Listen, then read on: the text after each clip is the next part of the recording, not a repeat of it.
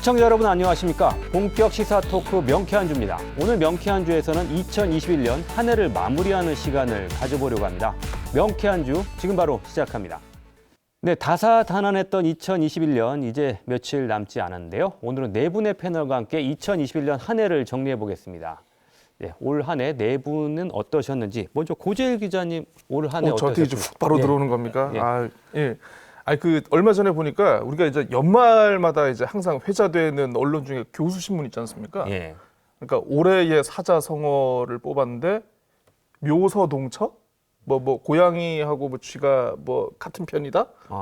이런 걸 뽑았더라고요. 그러니까 이런 걸 보면서 야, 우리 좀 명쾌한 주에서 우리 좀 비슷하지만 뭔가 좀 멋진 거 하나 좀 뽑아보자 해가지고 저는 올해의 제주 사회를 관통한 키워드 한자가 뭘 있을까 좀 생각을 해봤는데 이 코로나 때문에 이제 거리가 텅 비었고 또 주머니들도 텅 비었고 또 도지사는 공백 상태고 또 이제 좀 이따 얘기를 하겠습니다만 이제 공항 문제도 이 갈피를 찾지 못하고 야, 빌 공짜가 아마 올해 제주의 한자가 아닐까 이런 생각을 하면서 참 뭔가 헛헛한 연말을 이렇게 맞이하고 있습니다.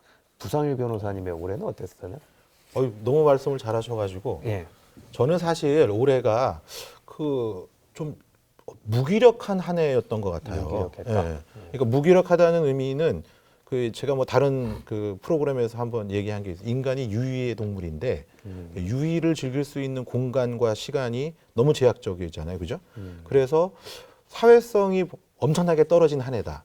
또 제가 이제 하는 일 중에 하나가 사람들을 많이 만나는 것인데 만날 수 있는 기회를 제 의지와 관계없이 뺏기니까 그래서 굉장히 무기력했다. 그래서 내년에는 우리 도민분들, 국민 여러분들이 이제 건강하셔가지고 많이 만나고 웃고 떠들 수 있는 그런 시간을 가졌으면 좋겠습니다. 네, 김동현 박사님의 올해는 어떠셨나요? 글쎄 저는 사람들 사이에 사이가 실종된 올 한 해가 아닌가 싶어요. 뭐 인간이란 한자가 사이가 한자잖아요. 사람과 사람이 만나야 뭐 노래도 생기고 문화도 꽃피고 관계도 만들어지는데 사람들 간에 거리두기를 하라고 자꾸 이러니까 그러니까 뭐 저뿐만 아니라 아마 이 방송을 보시는 많은 시청자분들도 올 한 해 좀 아까 좀 무기력하고 우울감 이런 느끼시는 분들 많을 것 같은데 그래서 내년에는 좀 희망을 가져보는 그런 한 해가 좀 됐으면 좋겠습니다.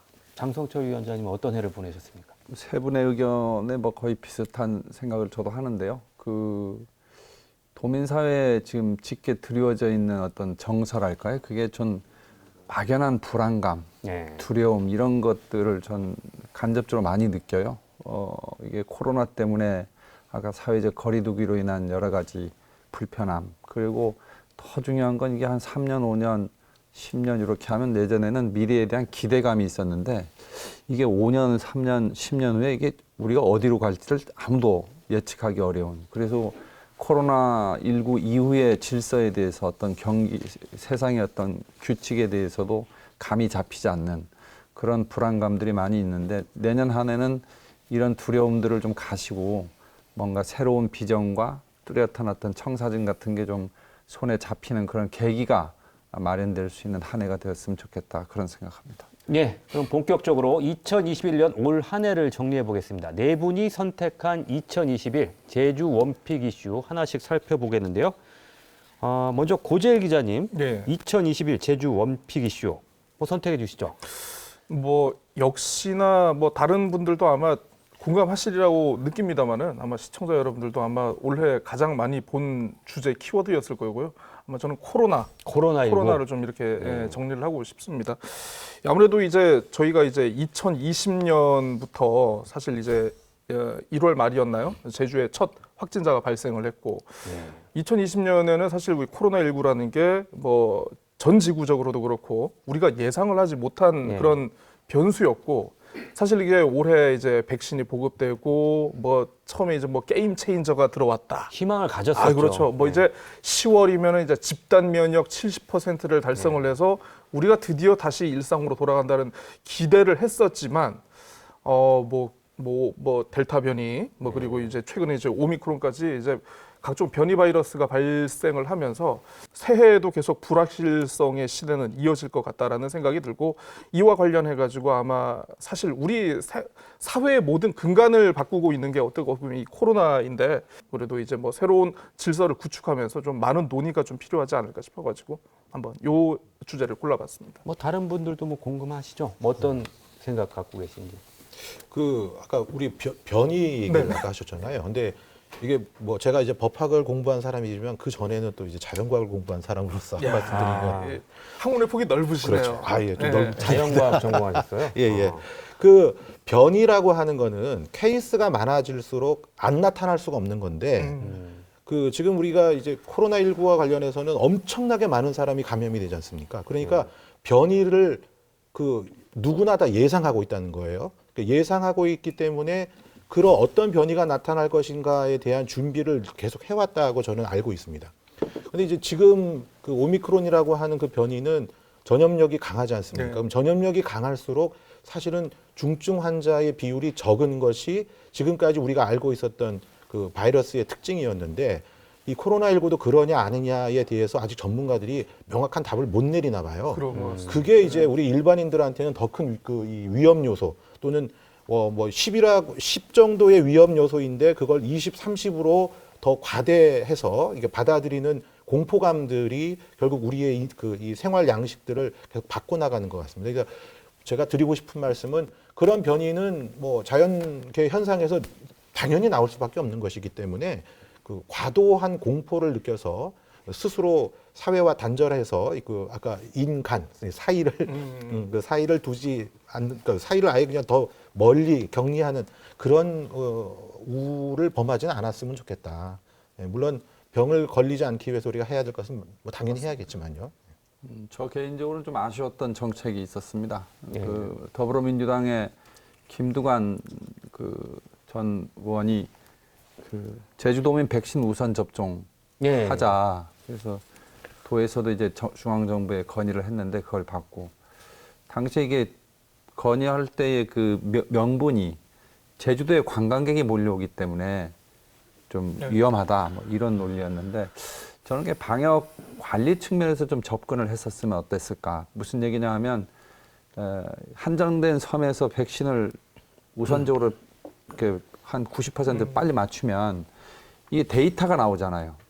그럼 이런 백신의 효과라든지 또 여러 가지 그 의학적 결론 같은 걸 빨리 얻을 수 있고, 그것이 이제 국가 방역에 참고할 만한 충분한 자료로 삼을 수 있었는데, 그런 쪽으로 접근해서 아마 우선 접종을 건의했다면 질병관리청에서도 검토할 수 있었을 텐데, 관광객만을 너무 초점을 두고 마치 이게 제주도만을 위한 정책인 것처럼 그렇게 사유를 그 명분을 만든 것이 좀 아쉬웠고, 그때 이 백신의 어떤 효용성이나 어떤 방역 관리의 측면에서 접근했다면 받아들여질 수도 있지 않았느냐 하는 그런 아쉬움이 있었고요. 하나는 개인적으로는 인권의 문제를 전 요새 좀 이 코로나19 방역과 관련해서는 생각하는데, 방역 패스에 대해서는 저는 동의가 안 돼요. 무슨 얘기냐 하면 이 백신 접종에 대한 선택권은 개인한테 주어져야 되거든요.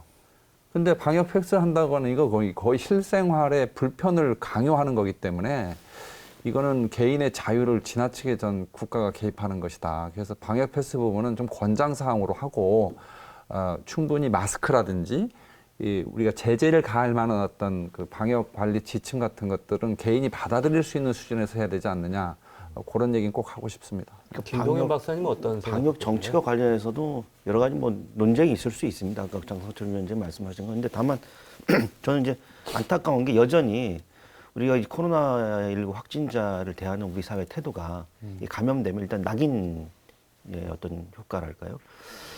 그래서 이제 마치 격리되어야 하는 어떤 존재처럼 요구하고, 심지어 예전에는 코로나 초기만 하더라도 확진자들의 동선 공개 이런 부분들까지 있어서, 이게 뭐 감염병 예방이라는 건 상당히 좋지만 결국 이제 우리가 다 함께 살기 위한 하나의 방법인 것인데, 그 방법 중에서 인권의 문제라든지 민주주의의 문제라든지 이런 것들이 좀 약화돼서는 안 될 텐데라는 그런 아쉬움이 많죠. 그래서 근데 물론 여러 가지 뭐 위험한 상황이라고 하는 건 10분 이해합니다만, 좀 어찌됐든 지금과 같은 방역 시스템의 변화가 필요해 본 것은 분명해 보인다 이렇게 생각이 듭니다. 조금 시간이 허락되면 네. 그 아까 방역 패스 논란과 관련해서 유럽 쪽에서나 영국에서는 일반적으로 받아들여지는 것 같고 그 동선의 공개를 비롯해서 뭐 여러 가지 이제 우리나라에서 시행하고 있는 거리두기 이거는 오히려 반대하는 분위기가 더 강하거든요. 그러니까 우리나라하고 유럽이 왜 그렇게 차이가 있는지 이거는 한번 생각해 볼 이유가 있다고 생각합니다. 예. 네. 자, 그럼 두 번째 이슈로요. 2021 제주올림픽 이슈. 부상일 변호사가 선택한 이슈입니다. 어떤 이슈 선택하시겠습니까? 예. 제가 대학을 졸업할 즈음에 97년도인데요. 1997년도에 제주 4.3 특별법과 같은 법률을 만들어야 된다는 움직임들이 있었습니다. 그리고 나서 이제 한 25년 지나서 여러 번의 법률, 그러니까 2000년에 법률이 시행이 되었고 99년도에 이제 제정이 되었죠. 네. 그리고 난 다음에 이번 올해 들어서 두 번의 전면 개정과 또 한 번의 개정이 있었습니다. 전면 개정은 이미 공포가 되었고 실행도 되고 두 번째 12월 9일자로 개정이 된 것은 아직 정부로 이제 이첩이 되지 않아서 아직 공포는 되지 않았는데 이 엄청난 이 일련의 이 사건들 그게 올해 들어서 그간의 그 총정리에 그 준하는 만큼의 예, 큰 이벤트가 있었습니다. 그거를 저는 우리 도민들하고 한번 같이 얘기해 보고 싶었어요. 4.3 특별법 개정입니다. 예.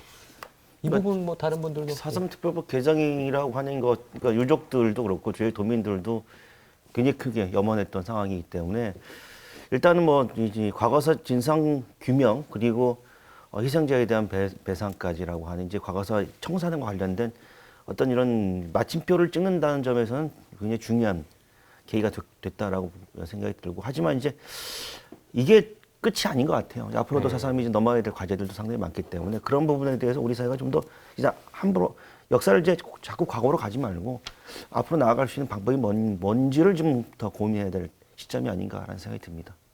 그러니까 4.3과 관련해 가지고 이제 항상 걸리는 부분, 그러니까 왜냐하면 이제 그 4.3 당시에 억울한 희생을 당했던 도민분들에 대한 어떤 애도하는 마음, 그분들을 좀 위로하는 마음에 대해서는 사실 이게 뭐 인간적인 감정을 가진 사람으로서는 다 큰 차이가 없는 것 같은데 사실 이게 항상 쟁점이 발생하는 부분이 보면은 과연 이 사건의 성격을 뭐로 규정됐느냐 우리가 여러 번 얘기를 합니다만 이제 항상 정명의 문제가 지금 계속 남아 있는 것 같습니다. 더구나 이제 또 희생자분들이나 이제 유족분들이 점점 노령으로 이렇게 지금 점점 세상을 뜨고 계시는 상황에서 이제 앞으로 이제 뭐 한 1, 20년 후면은 그 당시 사건을 겪은 분들이 그렇게 많이 계시지는 않을 거라고 보거든요. 그래서 어떻게 보면 마지막 과제가 사실 저는 이 부분이 아닐까 싶기는 한데 최근에 그 국민의힘의 그 노재승 선대위 공동위원장이 방송에 한번 출연해가지고 그 논란이 된 거에 대한 자기 해명을 했었거든요. 그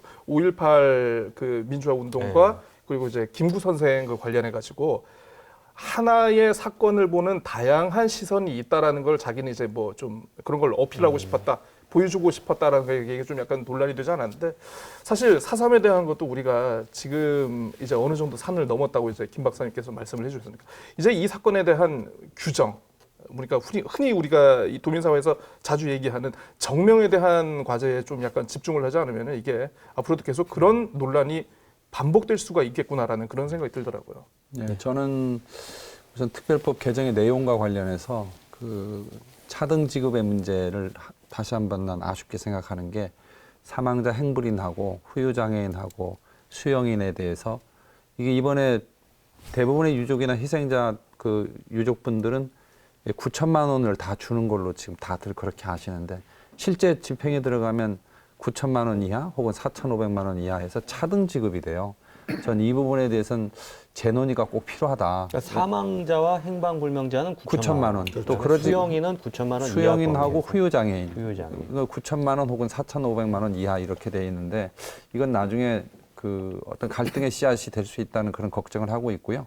두 번째는 그래서 대법원 판례 기준으로 우리가 제시됐던 그 어떤 그 보상의 기준이 정부에서 용역한 그런 내용이 아니라 국민 다수가 공감할 수 있는 대법원 판결 배상액을 기준으로 해야 한다. 지난번에 이준석 대표가 제주 왔을 때 대선 공약으로 하겠다는 그런 말씀을 하셨어요. 이 부분이 어떻게 진화될지 모르겠는데 만약에 국민의힘에서가 그런 전향적인 자세를 취한다면 좀 민주당이 협조하리라 그렇게 생각을 하고 있습니다. 그 다음에 이제 정명과 관련해서는 어떤 이야기를 하는지 알아요. 예를 들면 4.3에 대해서 항쟁이라고 해야 된다 이런 주장하시는 건데 오영훈 의원도 정명 얘기하는데 정명에 대한 대안은 이만큼도 얘기 안 하거든요. 다시 말하면 2003년 4.3 진상조사보고서 나올 때 그 보고서의 서문에 당시 국무총리였던 4.3 중앙위원회 위원장 고건 총리가 이게 4.3의 성격에 대해선 역사의 평가에 맡기자 이렇게 얘기했거든요. 고 기자님 만약에 정명에 대해서 우리가 하게 되면요. 역사에 대한 평가를 지금 우리가 해야 된다는 모순에 봉착하게 됩니다. 과연 그게 문제 해결에 도움이 되는 건지 당시에 일본 남노당, 제주도당 인민유격대의 최고 지휘부를 우리가 복권을 시켜야 된다 하는 그런 논의들을 하는 게 과연 바람직한 것인지 저는 개인적으로 옳지 않다 생각하거든요. 어쨌든 역사의 긴 흐름 속에서 봐야 될 부분하고 현재 이 시기에 우리 도민 다수가 수용할 수 있는 선은 분명히 전 달리 있다고 생각합니다. 그런 얘기는 꼭 드리고 싶습니다. 제가 이 주제를 픽으로 잡은 사람으로서 아까 그 정명과 관련된 말씀을 조금 더 저도 이제 언급을 한다면 저는 역사적인 평가를 법률적인 규정으로 한다는 것에 대해서는 반대 입장입니다. 그런데 이제 우리가 이제 이 4.3 특별법을 만들어야 된다는 논의를 시작할 때부터 어떤 생각을 가지고 했는지 한번 돌이켜 볼 필요가 있을 것 같아요. 첫 번째는 우리가 좁은 의미의 희생자라고 전 얘기를 많이 하는데 실제 당시에 뭐 죽임을 당하거나 행방불명이 되시거나 다침을 당한 이런 분들에 대해서 우리가 그동안 어떤 그 태도를 보여왔느냐. 사실은 침묵으로 일관했던 세월이었죠. 그렇기 때문에 그분들의 명예를 회복하고 진상을 규명하고 또 그분들에게 배상할 것은 배상하고 사과할 건 사과하고 이렇게 하는 차원에서 시작이 된 것입니다. 그런데 궁극적으로 우리가 이게 가야 될 길은 뭐냐 하면 그분들이 그런 피해를 희생을 당할 때 침묵했던 사람들. 그럼 이분들은 얼마나 큰 트라우마를 갖고 있겠습니까? 그리고 그 뒤에 그분들의 그러한 아픔을 시대의 시대의 여러 가지 상황 때문에 말하지 못하고 그냥 이 속으로 이렇게 삼켰던 그런 사람들, 그런 사람들의 아픔, 그것까지 이제는 같이 가야 된다는 생각을 하는데 그런 과정에서 이 지금까지 모든 법은 여야 합의로 되어 왔어요. 그런데 특정 정치 세력이 다른 세력은 이걸 반대한 것이냐 그렇게 해왔거든요. 근데 그러한 것들이 4.3이 가지고 있는 화해와 상생의 그 정신하고도 맞지 않다.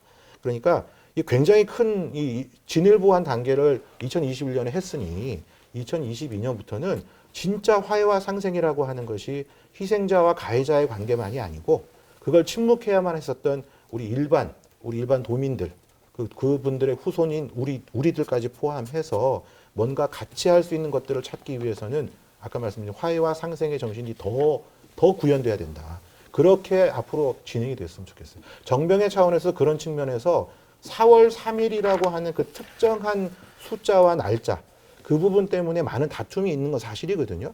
그렇다면 적어도 그 부분을 어떻게 우리가 해결할 것인가에부터 시작을 하면 그러면 정명의 문제가 진일보하게 저는 앞으로 나아갈 거라고 생각합니다. 그러니까 뭐 이렇게 이걸 가지고 논쟁하면 끝도 없죠. 근데 이제 뭐 제가 논쟁을 하자는 게 아니라 일단 부상일 변호사 아까 말씀하셔서 제가 부상일 변호사님하고 다른 부분들은 많이 동의하지만 그 부분만은 저는 동의할 수 없다. 그리고 예 아까 남로당 말씀하셨는데 우리가 이제 그들의 과거가 물론 있죠. 하지만 그들도 역사의 희생자고 그들의 아픔과 희생 그리고 그들을 역사적으로 복권시켜 놓지 않으면 우리가 말하는 화해와 상생이라는 게 그게 봉합된 화해와 상생이라고 생각합니다. 저는 그래서 그 부분도 우리가 이제 지금부터라도 논의를 좀 시작해야 된다. 그 논의할 때는 뭐 장성철 위원장 전화 그와 관련해서 한번 치열하게 한번 논쟁을 해보시죠. 그러니까 예를 들면 이런 논쟁을 하고 어떤 사회적 그 어떤 공론화 과정을 통해서 역사에 대한 평가 작업들을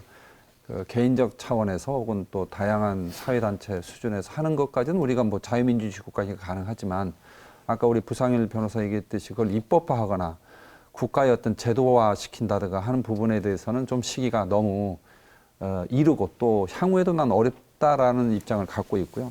그 정명이라는 작업보다 더 중요한 거는 매번 이 자리에 와서도 우리 김 박사님한테 난 얘기하는데 사실 추가 진상 조사가 이루어져야 돼요. 지난번에도 법 개정을 할 때 그 추가 진상 조사와 관련해서도 소위원회가 이제 국회 추천 통해서 구성이 됐잖아요. 최근에도 이제 그 조사 작업을 위해서 그 소위원회에서 심의 의결 기능밖에 없기 때문에 그 심의 의결 회의를 하다가 보류가 됐는데, 조사권이 있는 그런 위원회가 돼서 국가가 책임지고 전 추가 진상 조사를 해야 된다고 생각합니다.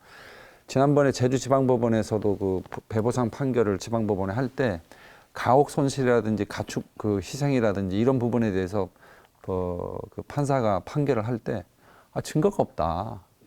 조사 자료가 없는 거예요. 근데 그러려면 그런 조사 자료를 정확하게 국가의 공권력이 있는, 다시 말하면 조사권이 있는 그런 위원회에서 공식적인 조사 자료를 만들어내고 조사해서 발간을 하면 대법원에서 법원에서 판결을 하는데 충분한 증거 자료가 쓰이기 때문에, 저는 어떤 다른 그 무엇보다도 역사의 사료로서 혹은 또 배보상에 위한 어떤 개별적 단위의 소송의 어떤 자료로서 활용되기 위해선 추가 진상 조사가 반드시 있어야 된다 생각합니다. 그런데 왜 그런 말씀이 나오냐면, 그동안 이제 우리가 이제 역사적으로 진상 규명이 되었어야 되는 부분들을 국가의 몫으로 좀 남겨놨단 말이에요. 그러다 보니까 어떤 일이 생기냐면, 제주도에 있는 제주 대학에 역사학과에 4.3을 전공하는 교수가 한 명도 없어요.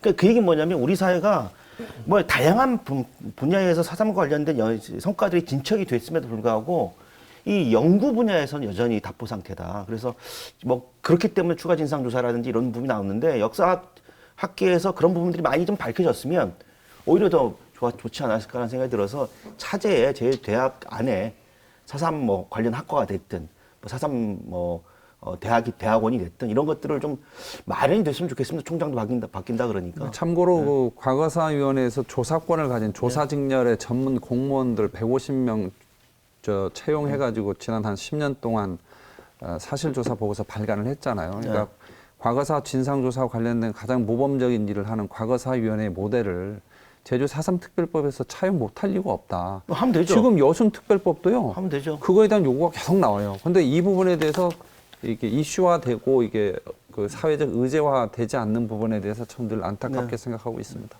김 박사님 좀 도와주십시오. 그런 부분 우리가 논쟁하면 되지 않습니까? 토론하고 그러면 되니까. 오늘 너무 사이가 네. 좋아서. 이 4.3 특별법 얘기를 할 때 사실은 가장 그 모델이 됐던 것 중에 하나가 남아프리카 공화국의 진실과 화해위원회거든요. 그러니까 진실과 화해위원회가 어떤 식으로 진행되었고 그 뒤에 어떻게 제도화되었는지를 우리가 이제 좀 잘 모르시는 분들이 많으시니까. 근데 한 가지만 먼저 말씀드리고, 너무 많은 내용이어서 어떤 게 있냐면, 넬슨 만델라가 대통령이 된 이후에 가해자라고 할 수 있는 백인, 그 전임 대통령을 부통령으로 앉히고 같이 국정을 해갑니다. 그러니까 이게 무슨 뜻이냐 하면, 결국은 가해자와 피해자 쪽에서 먼저 손을 내미는 쪽은 피해자 쪽이라는 것입니다. 그러니까 이 굉장히 어려운 얘기고, 그게 너는 할 수 있느냐 이렇게 얘기하는 사람도 사실은 봤는데, 그러니까 이제 4.3이 진일보라고 하는 것은 피해자였던 우리 희생 제주도민들이 먼저 우리 대한민국을 상대로 손을 내밀어야 되는 상황이 됐다고 저는 그렇게 말씀드리고 싶어요.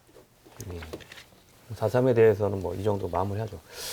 세 번째는 김동연 박사가 선택한 이슈입니다. 어떤 내용인가요? 아무래도 제2공항 이슈를 선택하지 않을 수 없죠. 그러니까 2월에 여론조사가 실시됐고, 좀 근소한 차이긴 합니다만 이제 제2공항 반대 여론이 높았습니다. 그런데 원희룡 도지사가 정상 추진을 이제 선언하면서 결국 여론조사 실시하기까지도 굉장히 어려웠잖아요. 그 여론조사를 합의에 도출하기까지. 몇 년이 걸렸죠. 예, 그런 그 어려운 합의 과정을 통해서 도출해낸 결과를 그야말로 무용지물을 만들어 버렸고요.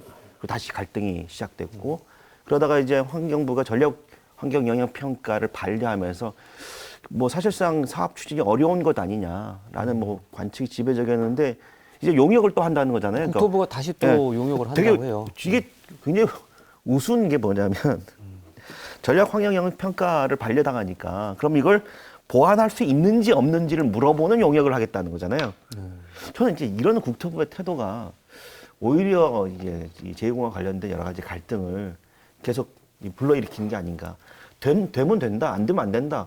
뭐 결과에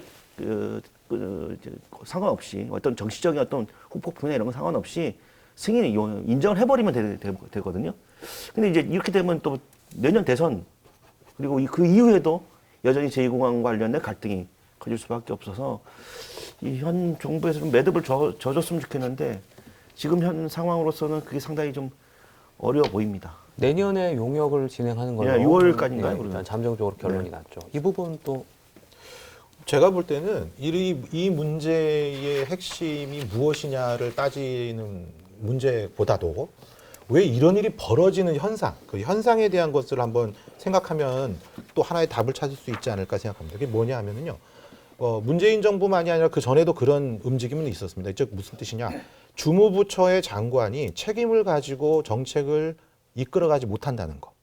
그러니까 예를 들어 이제 이 제2공항 문제는 그 국토부가 결정을 해야 될 문제인데 국토부가 그 결정을 함에 있어서 책임지는 모습을 지금까지 보이지 못했다는 거예요. 그러니까 책임지는 모습이 왜 중요하냐 하면 반대하는 쪽에서도 어떠한 책임을 지겠다고 하는 그 행동에 대해서는 지켜봐야 되는 부분이 있거든요. 반대하지만. 그런데 국토부는 이도 아니고 저도 아닌 입장만 계속 애매하게 얘기하고 그게 도민사회에는 갈등을 증폭시키는 배경이 됐다고 생각합니다. 그러니까 도지사의 어떠한 그 아까 말씀하셨던 원희룡 도정이 했던 그 실책이라고 지적하신 부분도 사실은 그게 원희룡 도정의 책임인가라고 따져 물어가면 그렇지 않다는 얘기가 나올 만큼 주무부처가 너무 우유부단하다. 그런데 그렇게 되면 결국 그것은 그 국정을 책임지는 이 정권의 문제가 돼버릴 수밖에 없죠. 근데 그런 측면에서 문재인 대통령도 명확한 입장을 표명해야 된다. 예, 이게 다음 정권까지 계속 넘어가는 식으로 그 놔둘 문제는 아닌 것 같아요. 적어도 제주도 입장에서는 적어도. 지금 제주 제2공항을 둘러싼 찬반이라고 하는데 사실은 공항 인프라 확충에 대한 찬반이 아니라 성산 지역에 들어서는 제주 제2공항에 대한 찬반이거든요. 다시 말하면 공항 인프라 확충에 대한 찬반에 있어서는 대다수 도민들이 찬성을 해요. 한 7, 80%가 여론조사 해보면 공항 늘려야 되지 않느냐. 오케이. 그런데 성산 지역에 가면 이게 여론이 바뀐 거예요.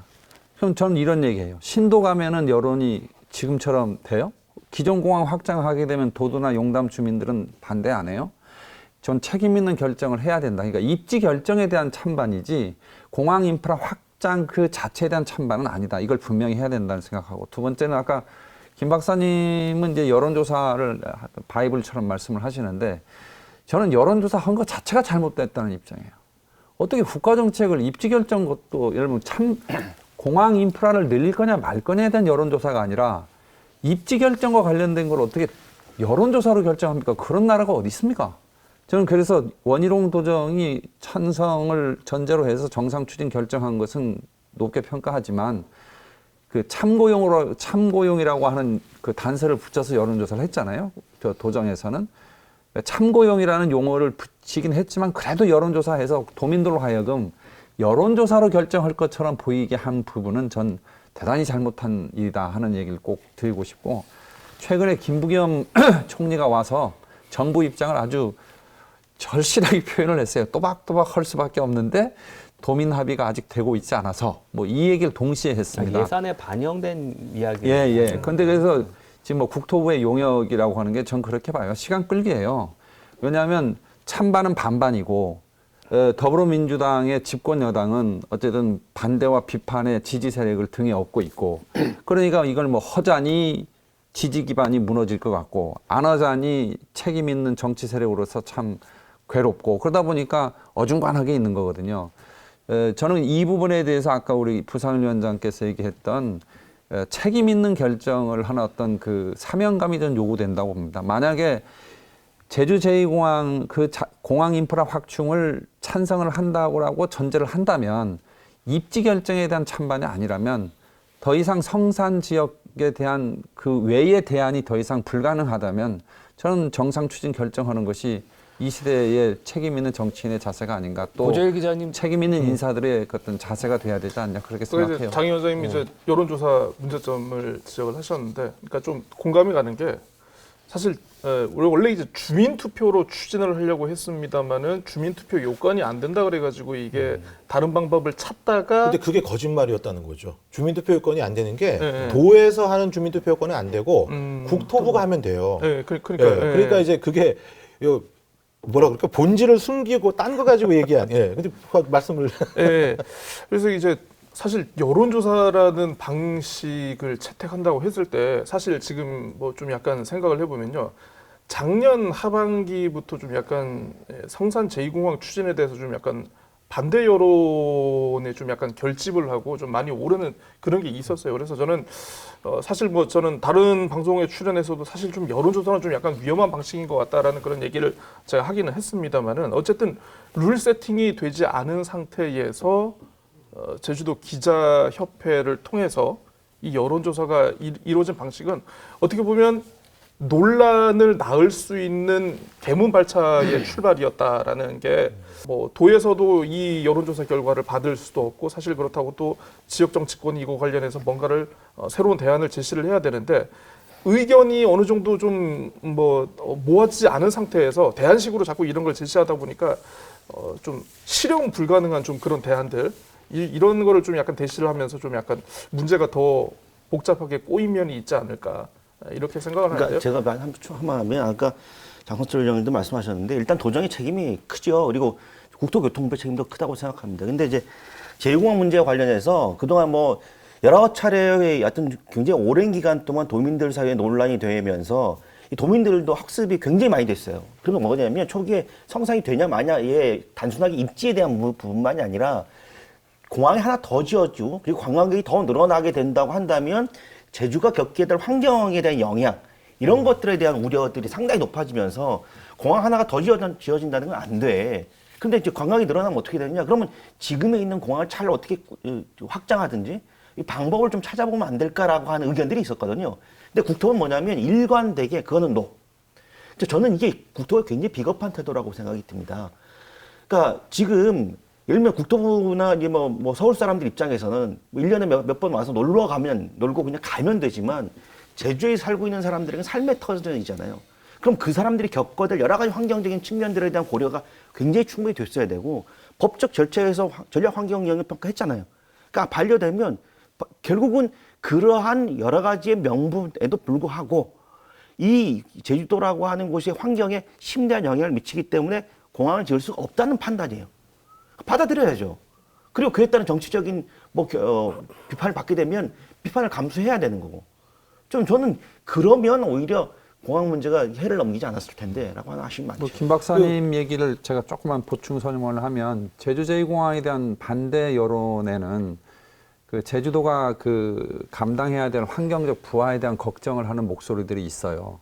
근데 그거는 근본적인 환경 보전론에 좀 가까운 주장들이죠. 그러니까 예를 들면 제주도의 제2공항 자체가 들어서선 안 된다 하는 의견 중에 입지와 관련돼서 고려해서 반대하는 의견도 있고 환경적 부담을 고려해서 반대하는 의견도 있는데 저는 그 제주 제2공항을 비롯한 공항 인프라 자체를 확충하는 그 부분에 있어서 한 70%의 도민들이 찬성하는 걸 고려한다면 그런 환경적 부담을 고려하는 의견들은 충분히 수용하면서 어떤 개발 정책이나 발전 정책을 하면 된다는 입장을 갖고 있고요. 두 번째는 그 대안과 관련해서는 국토부가 무책임하다고 하셨는데 전 국토부는 소신이 있다고 봐요. 왜냐하면 일관되게 입장이 왔다 갔다 한 적이 없어요. 성산 지역으로 입지 결정된 이후에 검토위원회 그리고 검토위원회 재가동, 제조사 용역 이런 모든 과정을 거치면서 성산 입지가 가장 좋다. 이러면 성산이라고 하는 게 남북 활주로잖아요. 현재 기존 공항은 동서 활주로고요. 제주도가 북풍하고 낙풍에 많이 불어가지고 기존 공항이 측풍 때문에 여러 가지 안전 문제가 있는 걸 고려한다면 남북 활주로가 설계될 수 있는 성산 지역이 가장 안전하다. 그 부분에 있어서 난 국토부의 입장이 전 존중받아야 되고 일관된 입장을 갖고 있는 것에 대해서는 전 높게 평가해요. 단 오히려 무책임한 사람은 누구냐? 제주 지역 국회의원 세 분이에요. 오영훈, 위성군, 송재호. 이분들이 처음에 기존 공항에 대해서 확장해야 된다고 얘기하다가 오영훈 뭐라 그랬어요? 그것도 불가능하다고 인정했어요. 위성군 의원도 그렇게 했고요. 그 다음에 저쪽 정석 비행장 갑자기 얘기했어요. 그래서 막 반대하니까 언론에 대다고 그 주공항이 아니고 보조공항으로 검토해 보려고 했던 겁니다. 도망갔어요. 이렇게 지역 정치권의 주요 인사들이 왔다리 갔다리 하면서 오히려 제주 제2공항에 대한 입지 결정에 대해서 혼란을 가중시킨, 전 이 부분이 더 무책임하다고 생각하지 국토부가 무책임한 거 없어요. 어찌 보면 국토부라고 하는 거는 문재인 정권의 부처잖아요. 정부가 어쨌든 정치적인 영향력을 여러 가지를 고려해서 결정을 못하고 있는 사이에 국토부 혼자 못하기 때문에 자기들의 어떤 그 결정된 사안이 훼손되거나 혹은 소멸되는 걸 막기 위해서 핑퐁 게임을 하면서 버티고 있는 그런 형국가 아니냐. 난 그렇게 봅니다. 아무리 경제적인 효용 가치가 있다 하더라도 전 그런 거예요. 그러니까 뭐 제2공항이 지어져야 된다고 생각하시는 분들도 상당히 많죠. 그럼 이제 제2공항을 짓는다 하더라도 관련된 법적인 절차들이 있는 거 아니겠습니까? 근데 그중에 가장 기본적인 것이 이제 환경과 관련돼서 영향이 있느냐 없느냐를 판단하는 전략 환경 영향 평가인데, 그게 문제가 있다라고 하면, 그래서 그렇게 되면 결국은 못 하는 거잖아요. 그럼 법적인 제도적인 절차를 지키면 되는 건데, 그리고 그 결정을 받아들이면 되는 건데, 일단 저는 왜 국토부가 그런 결정을 안 한지가 문제인 거고. 위반한 게 아니죠. 현재는 밟고 있잖아요. 국토부는 사실은 자기들의 입장을 명확히 밝혔는데 환경부가 반려라고 하는 카드를 썼죠. 근데 그게 뭐 다른 자리에서 제가 말씀드렸습니다만은 그 반려를 왜 했느냐? 2번은 재보완을 요청할 수가 없어요. 그래서 반려라는 꼼수를 쓴 거예요, 환경부가. 환경부의 입장에서는 자기들의 권한을 행사하지 않고 그냥 넘겨버린 겁니다. 그리고 또 국토부는 그거에 대해서 이의를 정확하게 제기하지 않고 또 받았어요. 그래서 저는 국토부도 책임감이 없고 그다음에 문재인 정부 자체가 책임감이 없다, 이런 말씀을 드리는 거죠. 네. 문재인 정부가 책임이 없는 거죠. 국토부 요구할 필요 없습니다. 자, 마지막 이슈인데요. 장성철 위원장이 선택한 이슈입니다. 2021 제주 원픽 이슈. 어떤 내용인가요?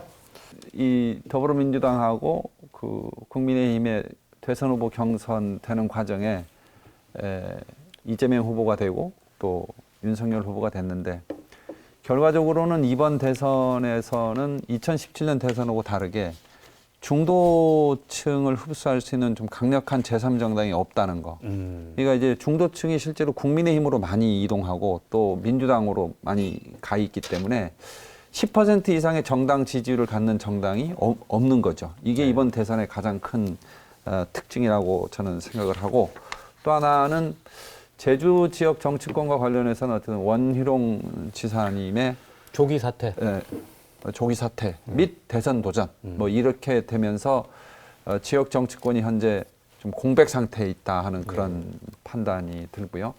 세 번째는 앞으로 이 대선의 결과가 지금 실제 여론조사 해보면 비호감도가 가장 높은 후보들이 이번에 등장을 했잖아요. 하다 보니까 양당 후보 자체가 이제 유권자, 특히 중도층으로부터 어떻게 누가 캠페인을 잘해서 그 비호감도를 줄이고 선택을 받느냐, 이거에 따라서 아마 대선 결과가 좌지우지 될 것 같은데, 이런 거를 중심으로 해서 이번 대선 전국이 앞으로 5년 동안 우리나라가 혹은 또 제주도가 나가야 될 방향에 큰 영향을 미치리라 생각합니다. 이번 대선만큼 아까 말씀하셨지만 비호감이 높은 선거는 없는 것 같아요. 그러니까 제가 이제 뭐 답사가다가 동네 경로당에 어르신들이 모여 계시는데 우연히 들었어요. 그랬더니 찍을 사람 없다고.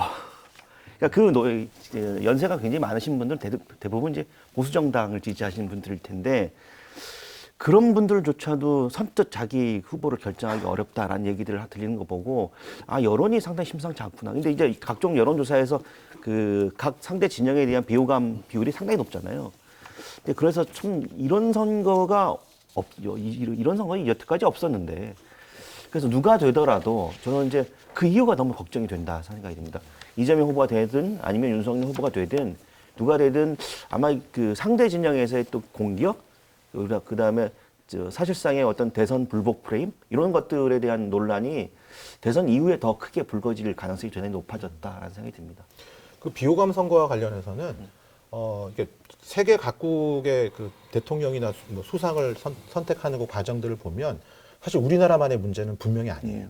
힐러리하고 그 지금은 뭐 대통령 해가지고 물러났습니다만은 트럼프하고의 관계를 보면 그때는 지금 우리나라보다 더 심했죠. 비호감의 정도가. 근데 지금의 우리나라는 그러면은 다른 나라가 이미 겪은 거를 오래 겪는 문제이긴 한데 약간의 또 차이가 좀 있더라고요. 다른 데는 네거티브전이 1년 가까이 계속 벌어지면서 그래서 비호감이 점점 상승한 것들이 있고 우리나라 같은 경우에는 대선 후보가 결정됐다고 얘기할 수 있는 게 11월, 10월인데 그보다 더 빨리 유력 후보군에 대한 이제 그 네거티브전이 벌어지긴 했지만 그 기간이 굉장히 짧아요. 근데 이제 이런 차이는 그럼 왜 생기는지에 대해서 저는 생각해 볼 필요가 있다고 생각합니다.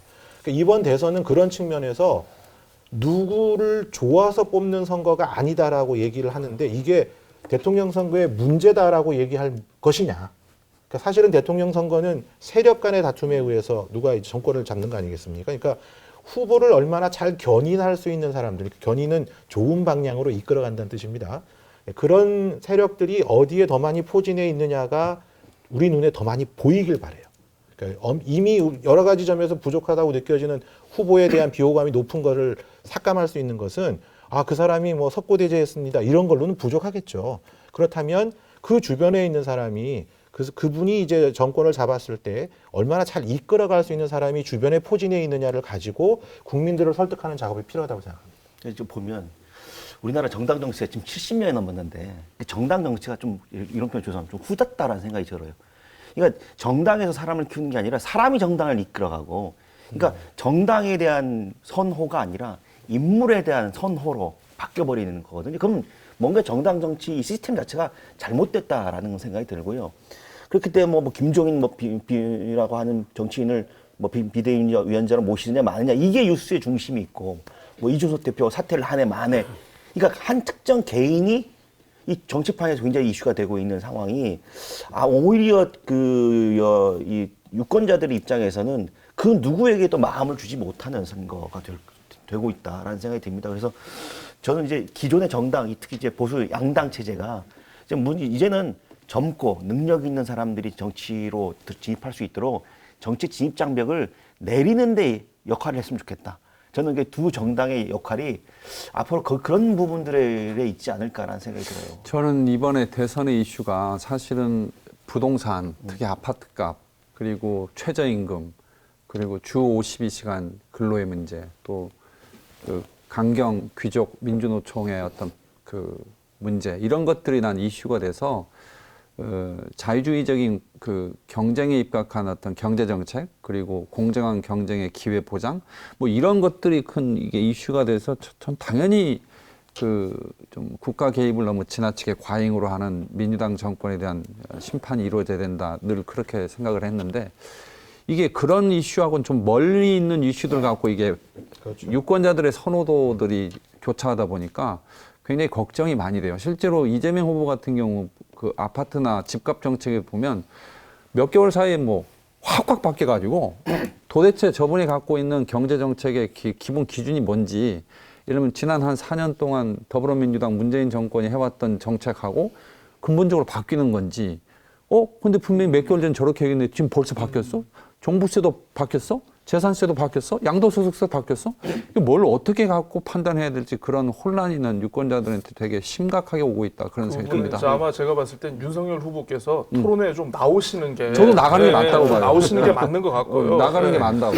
저는 일단은 이번 대선 보면서 이제 그 두 가지 포인트를 좀 한번 생각을 해봤어요. 과연 제주도민으로서 이번 대선을 어떤 성격으로 봐야 될 것인가.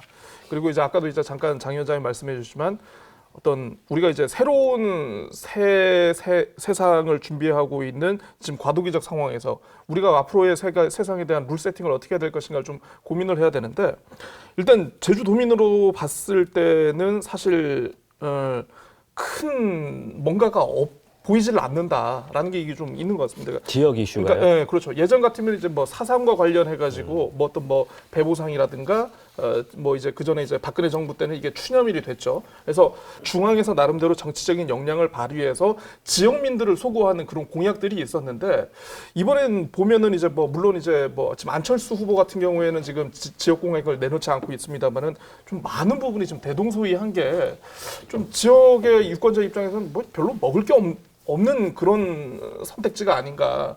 뭐 민주당 이재명 후보 같은 경우에는 뭐 입도세, 뭐 그리고 이제 우리 윤석열 후보 같은 경우에는 뭐 관광청을 제주에 세우겠다. 뭐 그리고 뭐 홍준표 전 후보 같은 경우에는 이제 뭐 카지노 얘기를 했었는데 좀 이것 빼고는 좀 약간 중앙 정치권이 지역에 대한 발전 내용이라든가 이런 거에 대해서 좀 치열하게 고민을 하지 않은 게 너무 드러나지가 않는가. 지금 그 말씀에서는 꼭 한 말씀 덧붙이고 싶은 붙이십시오. 게 네. 대선 후보의 문제도 되지만 지난 한 몇 년 동안 아까 제가 그 초반에 막연한 두려움, 불안감 이런 얘기를 한 것이 제주 사회가 어디로 가는지 도대체 우리가 한 5년, 10년 후에 이 경제 블루프린트가 있는지 이런 거에 대한 그 막연한 그 두려움이 있는 거예요. 그러니까 실제로 손에 잡히는 구체적 프로젝트나 비전이 현재 제주 사회가 갖지 못하고 있다. 만약 이 도민적 공감대가 있는 그런 프로젝트나 비전이 있다면 대선 후보들이 받겠죠. 그런 것들이 실제로 지역사회가 만들어내지 못했고 물론 제주도정이 책임을 많이 져야 되는 거고요. 그러다 보니까 당연히 중앙정부에서도 뭘 해줘야 되지? 이게 없는 거예요. 그러니까 이걸 꼭 대선 후보의 문제만 볼 게 아니라 후보 쪽에서 먼저 생각을 하면 안 되는 거예요. 하여튼 그거 당연히 한번 후보 잘 저는, 생각하면 그러니까 저는 후보 쪽에서 먼저 생각하는 게 맞다고 봐요. 맞다고 보는데 이번 선거가 정책이 실종됐다고 하지 않습니까? 그럼 왜 정책이 실종되었을까? 지연 말단적인 뭐 가십거리를 때문에 그럴까요? 저는 그렇게 생각하지 않고요. 아까 우리 정당 정치를 말씀하셨는데 이게 굉장히 중요한 부분이에요. 우리나라 정당 정치에서는 당내에서 반대파가 살아남을 수가 없어요. 반대파가 살아남을 수 없기 때문에 인재를 키우지 않습니다. 따르는 사람이 아닌 건 다 쳐내버리니까. 그러다 보니 정책을 논의하고 연구할 수 있는 역량 있는 사람이 내부에 없는 겁니다. 그러면 외부에서 영입을 해야 되는데 이번 영입하는 거 보세요. 명망가가 아니라 그냥 셀럽을 영입하죠. 근데 그럼 그분들이 정책을 계속 연구해왔던 분이시냐? 그렇지 않다는 겁니다. 그러다 보니까 각계각층에 어떤 요구가 있는지 정책적으로 반영할 수 있는 통로가 다 막혀버린 거예요. 저는 이런 부분에 대해서 이번 선거의 비호감 중에 비호감을 어떻게 해결할 수 있느냐를 아까 제가 말씀드렸습니다. 주변에 있는 사람들이 어떻게 잘 이끌어갈 것인가. 지금이라도 앞으로 한 3개월 정도밖에 안 남았는데 지금이라도 그러한 부분에 각 캠프가 정말 집중을 해야 된다고 생각해요. 그 아까 말씀하셨지만 뭐 이재명 후보가 정책이 바뀐다. 근데 이제 한쪽에서 윤석열 후보는 과연 정책을 이해하고 있을까라고 의문을 제기하는 분들도 있고요. 또 한편에서는 민주당이 됐든 국민의힘이 됐든 정당들의 정책이 차별점이 없다. 대동소이하다라고 보시는 분들도 있거든요. 그게 뭐냐면 이미 남미에서는 35살의 좌파 청년 지도자가 대통령이 되는 시점인데 우리가 아까 국가이견 말씀하셨는데 지금 여러 가지 문제들, 뭐 기후 문제라든지 여러 가지 문제들 때문에 보다 적극적인 국가의 개입이 필요하다라고 그래야 이런 문제들을 해결할 수 있다라고 얘기하시는 분들이 많거든요. 그러면 세계가 점점 좀 그렇게 가고 있으면 우리도 그런 미래에 대한 좀 비전을 고민해야 될 텐데 지금도 여전히 상대방에 대한 공격 그리고 상대방이 죽어야 본인이 산다라고 하니 이런 정치적인 공방에 오고 가는 현실이 그 많은 유권자들이 정치에 대한 혐오. 그래서 저는 저 두 정당이 이 정치적 혐오라고 하는 측면에서는 적대적 동반자 같다는 생각이 들어요. 사실은 그 정당의 내부의 문제와 관련해서는 그 말씀하는 게 좀 공감하는 게 이 정당이 그 지도자들을 만들어낼 수 있는 시스템이 이게 고정이 돼야 되는데요. 예를 들면 공천이라든지 이런 거 관련해서도 그때그때 달라요. 예를 들면 지도부가 누가 잡느냐에 따라서 뭐 전체 100% 국민 여론조사 해버리고 어떨 땐 전략 공천 해버리고 어떨 때는 뭐 제한된 컷오프 실시해버리고 이러다 보니까 그 경쟁에 뛰어드는 분들이 예측 가능한 룰을 보장을 못 받기 때문에 전 생기는 문제라고 보거든요. 미국처럼 대통령 선거든 주지사 선거든 그런 것들이 오픈 프라이머리로 그냥 제도적으로 보장이 돼 있다면 누구든지 그거에 맞게 준비를 하고 도전하면서 지도자들이 이렇게 생겨날 수 있는데 그런 문제점들이 좀 극복이 돼야 된다고 생각을 하고 그게 정당 민주화에 마찬가지고. 시간이 다 돼서요. 뭐 이 정도 마무리하겠습니다. 네, 지금까지 2021 제주 원픽 이슈를 통해서 한 해를 정리해봤습니다. 자, 늦은 시간까지 시청해주셔서 고맙습니다. 저는 2022년 새해 찾아뵙겠습니다. 고맙습니다.